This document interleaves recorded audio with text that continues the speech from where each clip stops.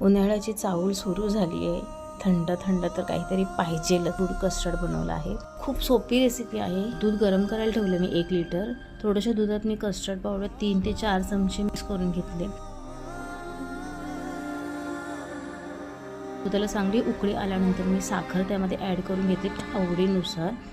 Then custard powder त्यात mix करून घ्यायचं आणि ढवळत राहायचं आहे, नाहीतर ते खाली लागू शकतं.